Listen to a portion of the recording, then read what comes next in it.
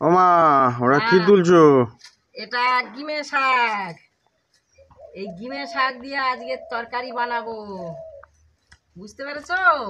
এটা ও গিমে শাক, এই গিমে শাক দিয়ে তরকারি বানাবো। যার লিভার হবে ধিমে সে খাবে গিমে। ও আচ্ছা আচ্ছা। হ্যাঁ, এই গিমে শাকটা একটু তিতো লাগে, কিন্তু খেতে খুব সুন্দর লাগে। বন্ধুরা, আপনারা খেয়েছেন কেউ? ও এই দেখুন, আমি গিমে শাক তুলে নিয়েছি। এই গিমে শাক দিয়ে আজকে তরকারি বানাবো। তা চলুন যাই, গিমে শাক দিয়ে কি দিয়ে রান্না করি আপনারা দেখতে থাকুন। এই দেখুন বন্ধুরা, আমি আজকের গিমে শাক দিয়ে যে তরকারিটা বানাবো, এখানে আছে গিমে শাক। আমি কুটে পুকুর থেকে পরিষ্কার করে ধুয়ে নিয়ে এসেছি। আর এখানে আছে ক্যাপসিকাম, টমেটো, পাকা টমেটো, কাঁচা লঙ্কা, বেগুন, আলু এবং পেঁয়াজ আর কাটা রসুন কুচে নিয়েছি। এখানে আছে শুকনো চিংড়ি মাছ। এই শুকনো চিংড়ি মাছ দিয়ে এই তরকারিটা আমি বানাবো। এটা এখন আমি খানিকক্ষণ জলে ভিজিয়ে রাখবো। এতে আমি জল দিয়ে দিচ্ছি, কিছুক্ষণ ভিজিয়ে রাখবো। আমি এখন এই চিংড়ি মাছটা ভিজিয়ে দিয়েছিলাম, ভালো করে ধুয়ে জল ছেঁকে তুলে নিয়ে নিচ্ছি। এই ফুটো গামলা ঢেলে দিচ্ছি। ডিমে শাক রান্না করার জন্য আমার মায়ের রান্নাঘরে আমি চলে এসেছি। আমার উনুন ধরে গেছে, এবার কড়াটা আমি চাপিয়ে দেবো উনুনে। কড়াটা একটু গরম হয়ে যাক। কড়া আমার গরম হয়ে গেছে, এবার কড়াতে খানিকটা সাদা তেল দেব, একটা শুকনো লঙ্কা ছিঁড়ে দেব, একটুখানি কালো জিরে এবং মৌরি দিয়ে দেব, কিছুটা কারি পাতা দেব, কুচে রাখা পেঁয়াজ দেব, কুচে রাখা রসুন কোয়া, একটু নেড়ে চেড়ে নেব। দেবো ধুয়ে রাখা শুকনো চিংড়ি মাছটা দিচ্ছি, একটু ভালো করে ভেজে নেব। আর একটুখানি তেল দেব,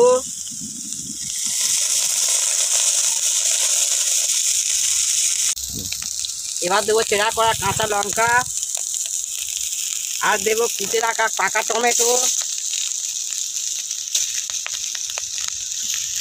আর দেবো কুচে রাখা ক্যাপসিকাম।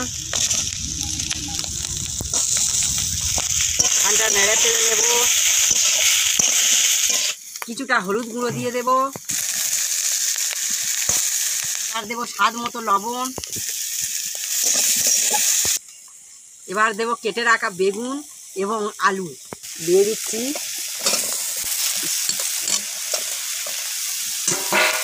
একটু নেড়ে চেড়ে নেব। আমি মূল উপকরণটা দেব, কেটে রাখা ডিমের শাকটা এবার দিয়ে দেব, দিয়ে দিচ্ছি। এবার একটু নেড়ে চেড়ে নেব। এখানে আছে আদা এবং জিরে বাটা, এটা এখন দিয়ে দেব, একটু নেড়ে চেড়ে নেব। এবার দেবো অল্প পরিমাণ জল,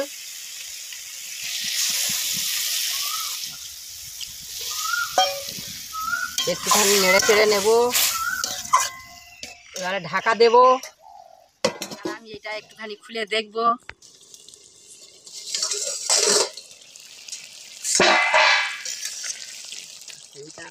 দুর্গম গিরিকান্তার মরু দুস্তর পারাবার, লঙ্ঘিতে হবে রাত্রি নিশীতে যাত্রীরা সব হুঁশিয়ার।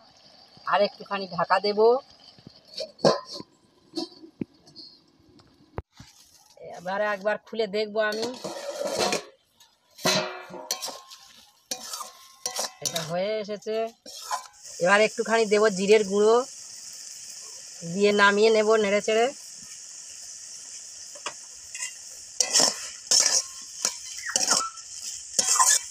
এটা আমার রেডি হয়ে গেছে, এবার নামিয়ে নেব।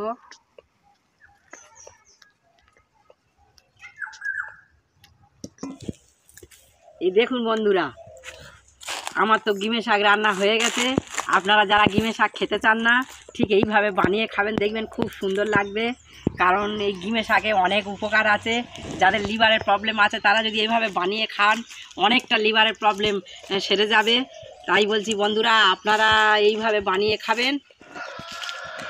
এটা সাধারণ রান্না। আমি যে সবজি এতে দিয়েছি, কারণ টমেটো, ক্যাপসিকাম, বেগুন, আলু এই দিয়ে অনেকে ঘিমে শাক বানায় না, কারণ কয়েকটা দেয়, এত কিছু দেয় না। আমি দিয়েছি, খুব সুন্দর তো লাগবে। আপনারা ঠিক এইভাবে বানিয়ে খাবেন, দেখবেন খুব সুন্দর লাগবে। সুন্দর লাগলে আপনারা লাইক করবেন, কমেন্ট করবেন। ধন্যবাদ। দেখি খেয়ে দেখা যাক কেমন লেগেছে।